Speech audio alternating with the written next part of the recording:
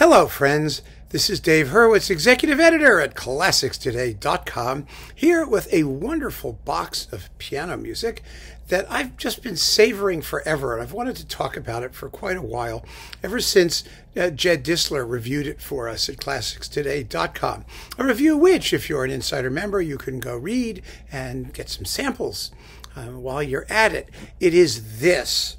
The complete Isaac Albéniz Piano Musico di Piano, whatever you call it in Espanol. You know I could do it. I'm just having some fun. Yeah, this is fabulous. 9 CDs worth, played by Miguel Beselga, who's a first-class pianist.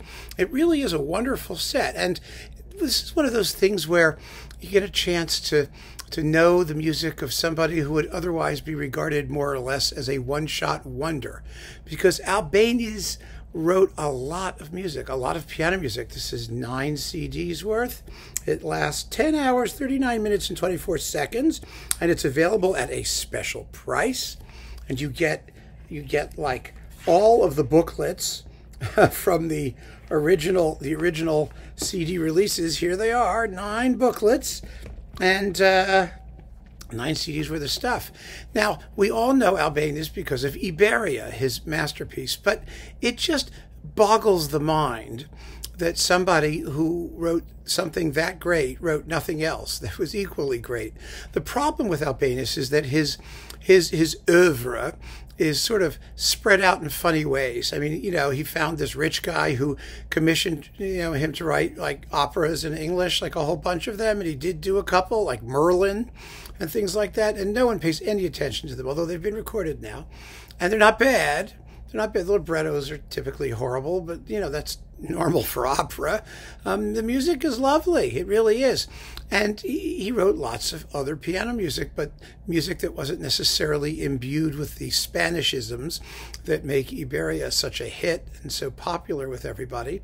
Everyone's got their favorite performance of Ibéria. So let me just come straight out and say that Baselga is as good as anybody. I don't mean that you're going to prefer him over your favorite or that he's better than something or, those kinds of comparisons. What I mean is his interpretive prowess and digital dexterity is on a par with any other Ibéria you care to mention. Whether you like his Ibéria or not, I would leave to you. I like it very much. I think it's extremely soulful and intelligent and virtuosic by turns and magnificently recorded, as usual with Bis. But I'm going to go through the 9 booklets. 1, 2, 3, 4, 5, 6, yeah, all 9 of them, and tell you what does the piano music, the complete piano music of Albéniz consist of. Because nobody really knows. Nobody pays attention except for maybe Spanish pianists and things like that. And it's really lots of fun. His style was formed equal measure of, Spanish folk music, obviously, or folklore when he wanted to use it. But the problem that Albéniz had is that Spanish musical culture in the late 1800s and early 1900s was still rather primitive as compared to the rest of Europe. And particularly, there weren't things like, for example, regularly constituted symphony orchestras. There were theater orchestras. Spanish musical culture was similar to French musical culture in the sense that music was opera or theater, and then domestic music, stuff that people played at home.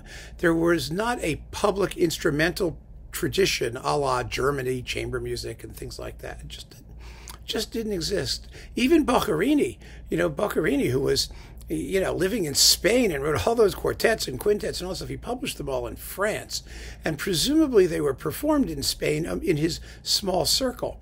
But that's quite different from having a larger public culture. And of course, Boccherini was a century before anyway. So the whole civilization was rather different. So let's just see what's in here.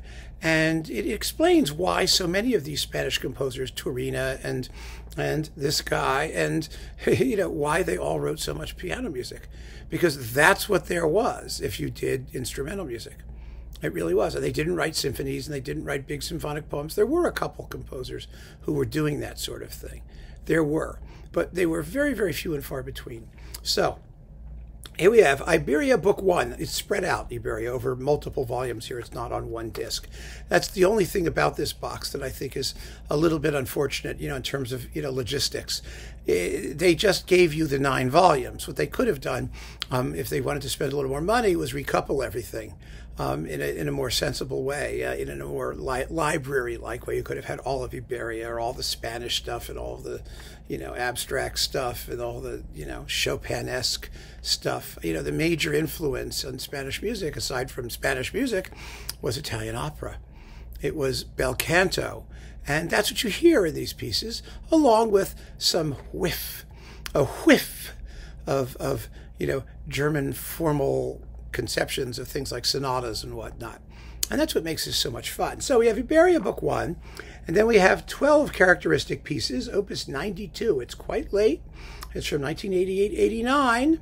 And you've got people. You've got Conchita, who's a polka, and Pilar, who's a waltz, and Zambra, and a pavana, and staccato, capriccio, and it's so much fun. Great fun. Lovely, lovely little characterful pieces. And then Mallorca, a barcarolle from around 1891. So that's volume 1. Now we do volume 2. Volume 2 has Ibéria, second book. Then 7 studies in natural major keys. Well, isn't that interesting? Who knew that Albéniz wrote 7 studies in the natural major keys? But he did, and they're great fun to listen to. And then you have La Vega from the Suite Alhambra, and Amalia and Ricordati, a mazurka de salon, and then España, Souvenirs, it's called, España from 1897, the Prelude, and Asturias. And one of the things that's wonderful about these earlier Spanish pieces, Ibéria was written around, between 19 middles, 1904, 1905, 1906, right? Because book 1 was, let's see, hang on a minute, was 1905. Okay, so that's when it got going. And then book 2 was 1906. So you hear the earlier Spanish things, and it all sort of culminates in Ibéria. And you can hear, the difference in that particular element of his stylistic evolution. So that's volume 2. Volume 3 contains Ibéria, book 3, of course. And then Zambra Grenadina, Danse Orientale. Ooh, isn't that fun? And a pavana muy fácil para manos pequeñas. Isn't that wonderful? The very easy pavan for little hands. I should have been able to do that. I had little hands. And then España, album leaves called España. A preludio, a tango, a malagueña, serenata, capriccio catalan, and a zortzico. I love Spanish stuff. I just love Spanish stuff. I really do. I just adore it.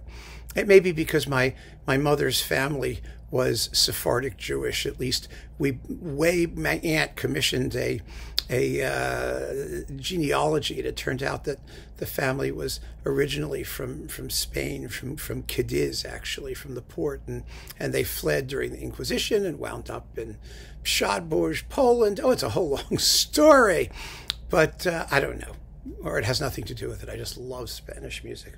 And then there's a barcarolle and the Rapsodia Cubana from 1887. And Angustia, a romanza sin palabras, song without words. Number 4 contains Ibéria, 4th book. It's the end of Ibéria, finally, I think, anyway. And then we have 6 little waltzes and the piano sonata number 3. Not all of the piano sonatas have survived, by the way, but a bunch of them did, and they're fun to listen to.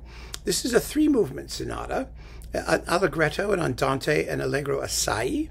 And then the Suite Ancienne number 1 that has a gavotte and a minuet. And then the Serenata Arabe, the Arab Serenata. That's volume 3, volume 4, pardon me. Volume 5 contains Suite Espagnole, which we all know and love, with all those wonderful places orchestrated, right? It's about 35 minutes long. You have Granada, Catalunya, Sevilla, Cadiz. Hey, family. Yep, Cadiz. Asturias, Aragon, Castilla, and Cuba. And then we have Piano Sonata number 4, which is a 4-movement sonata with a scherzo and a minuet in the middle. No real slow movement, which is rather fun. And then the Suite Ancienne number 2, which is a saraband and a chaconne. I mean, don't you see how more comprehensive it is? It's not all just Spanish stuff. I mean, I wish, I can't get enough of it. It's wonderful. I mean, I don't wish he didn't write anything else, but you've got sonatas and you've got wonderful neoclassical works, neo-Baroque works. It's a world. It's a whole world. It's just a whole new world. No, never mind. I'll get a copyright claim for even attempting to sing that. Then we've got the Arbola Aspian, a Zorzico. That's the dance, a Zorzico. And the Pavana Capriccio. That's number 5. Number 6. Here we go.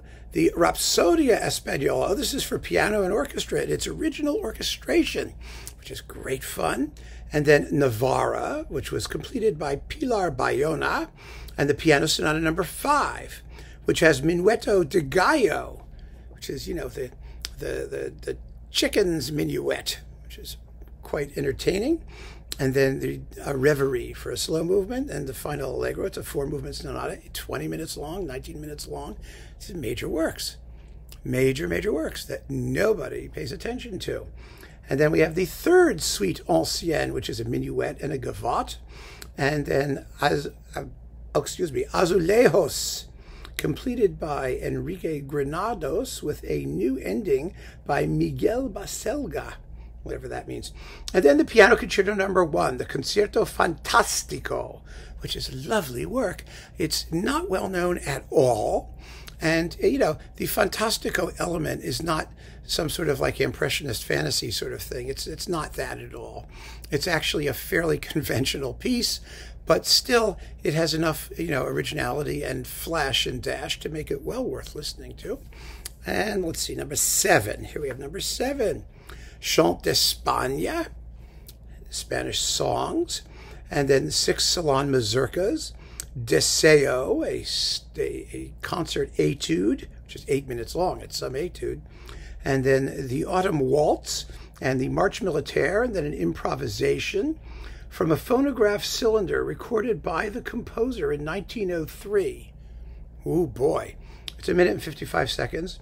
And then Yvonne en visite. Yvonne, the woman's name. Yvonne en visite, visiting, which is La Révérence and Joyeuse Rencontre et quelques pénibles événements, ? Exclamation points, which is, of course, the happy meeting with some painful developments or events. It's kind of cool. Quirky, not typical, not boring. And we've got, let's see, the 2nd Suite Espagnole, which has 2 movements, a Zaragoza and Sevilla, and then 6 Spanish dances, an Estudio Impromptu, and The Seasons. He did a 4 Seasons. And I tell you that every composer should have to do the 4 Seasons. Well, Albéniz did the 4 Seasons. They're only 8 minutes long. 4 little tiny pieces. And then a Salon Mazurka and Recuerdos, Memories, a Mazurka. And let's see what else. An improvisation, another cylinder. And Champagne, Carte Blanche, Valse de Salon. You can figure that one out. And a Berceuse. So that's volume 8. And volume 9 contains, here we go, Recuerdos de Viaje. Souvenirs, basically, right? Memories of a trip, of a vacation. And it's at the ocean, and then there's a legend, and then Alborada, and in the Alhambra, and Puerta de Tierra, Bolero, and Rumores de la Caleta, which is Malagueña, and En la Playa, on the beach. 3, let's see, a minuet, and Rêve, Dreams. 3 movements, Berceuse, Scherzino, and Love Song. A scherzo, a tango, Diva sin par, which is a mazurka capriccio, a couple more minuets, another improvisation from a wax cylinder somewhere, and finally Balbina Valverde, a polka brillante. Oh, and it's so brillante. And that's it. Doesn't that sound interesting? I mean, seriously, I'm not being facetious. There's really a lot of sort of provocative or evocative stuff in here. And it's as good as unknown, and we all love Ibéria, and I know that you may be disappointed if more of it doesn't sound like Ibéria, but it doesn't have to. It sounds like Albéniz, and he really had a much wider range than we give him credit for, and a fabulously sort of cosmopolitan take on the piano music at the turn of the 20th century, the 1900s, and it's really worth having. It's beautifully played, beautifully recorded with Miguel Beselga on bis. I mean, you know, this to me is an absolute no-brainer, and I've gotten so much pleasure from it over the years, because I got the individual volumes, and then the box came out, and this is one of those things I just wanted to talk about endlessly. So here it was, semi-endlessly. Keep on listening, friends. Thank you so much for joining me. Take care.